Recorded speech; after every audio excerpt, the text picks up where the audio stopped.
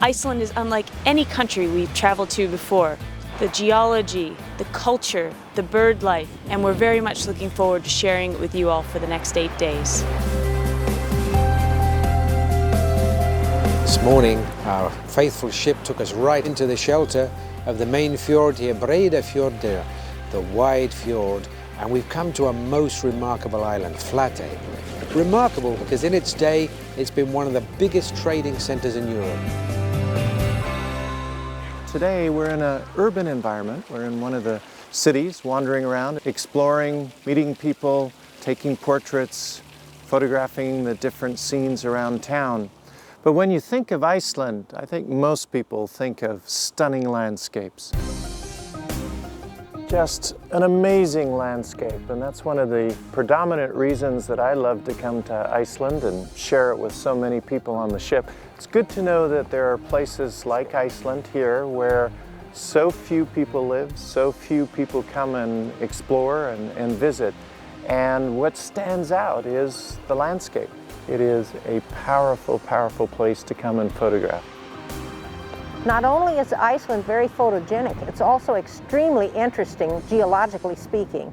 The reason Iceland is so volcanically active is because it's on a plate boundary, and as those plates pull apart, it creates a lot of volcanoes and also earthquakes.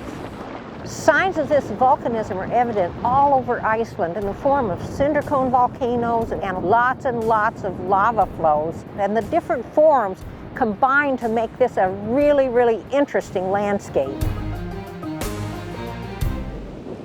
So here we are on top of the Vatnajökull Glacier with an unbelievable backdrop behind us. Some of us took the snow buggies up here, and others decided to be a little bit more adventurous and drive the snow scooter. What an amazing day here in Iceland.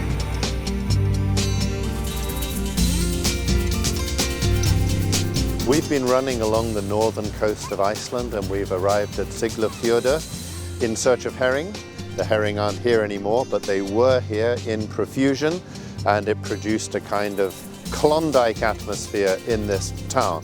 And 3 of the traditional buildings associated with the herring industry have been preserved. Women came from all over Iceland to work here, gutting the herring, putting them in barrels, and the herring were a major part of Iceland's export trade.